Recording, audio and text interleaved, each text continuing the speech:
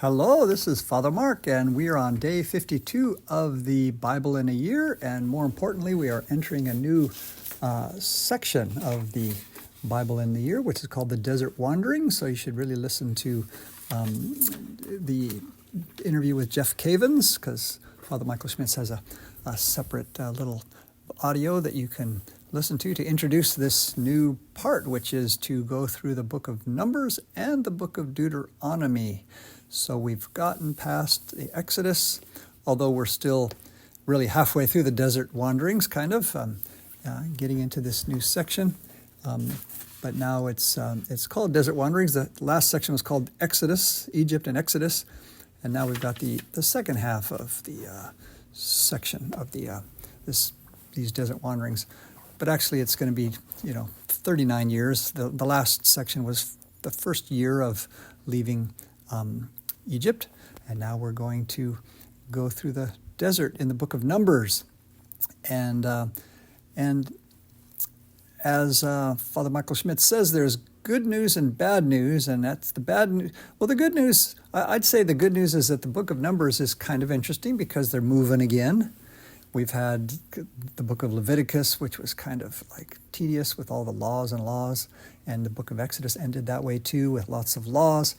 So now we're going to get some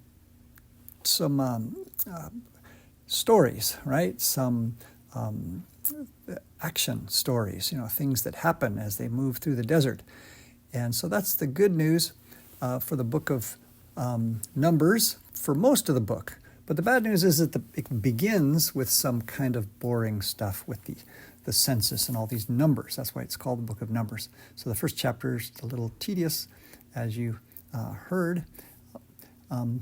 But more good news, though, is that with the book of Deuteronomy, there's good news and bad news. That most of the book of Deuteronomy is laws and such. But the good news is that that one begins with some interesting stuff.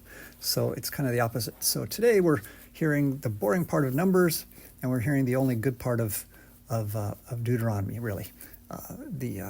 It's a summary.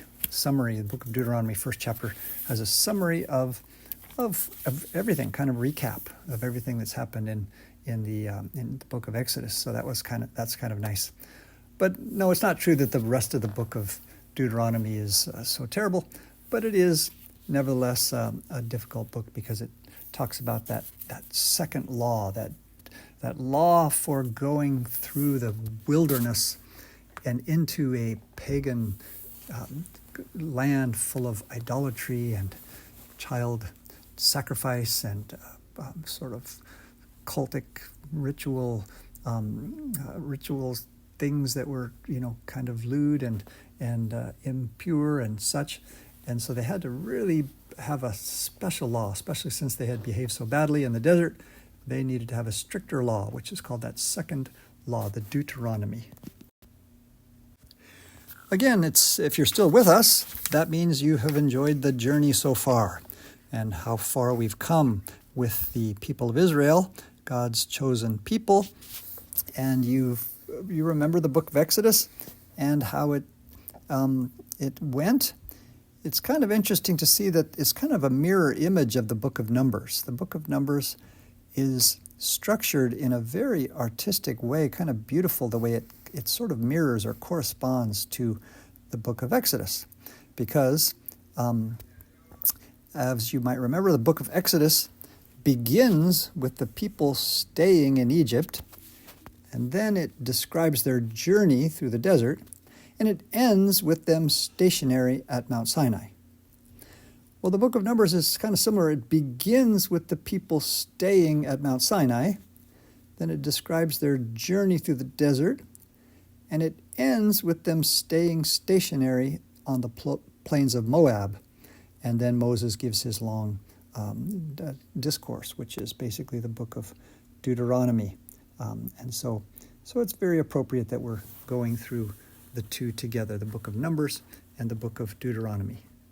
One thing that we're going to see in the book of Numbers is it's going to go through the story of, once after a year at Mount Sinai or a year of going to Mount Sinai and getting the law on Mount Sinai, then they have the rest of the time that they're going through the desert.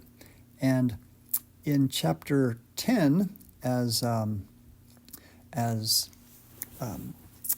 Father Schmitz and Jeff Cavins said, chapter 10 is very critical because that's when they really start moving in the book of Numbers. And they start moving, and they're this big giant army, and they are 2 million, according to the census there. And yet, this first generation of escapees from Egypt, they are a big army, but they kind of chicken out, and they refuse to enter and attack the promised land. They refuse to trust God. They send in those spies, and they get discouraged, and they don't. Well, the result is, after, here in chapters 13 and 14, they're going to kind of refuse to march against Canaan. They refuse to go in. And the result is that they are kind of condemned to continue wandering in the desert for another 38 years until that first lily-livered chicken, they were a fearful generation, they all died out. So basically that's kind of what we're going to see in the book of Numbers, is that the second generation, finally, after 38 years, they prepare to enter into the promised land.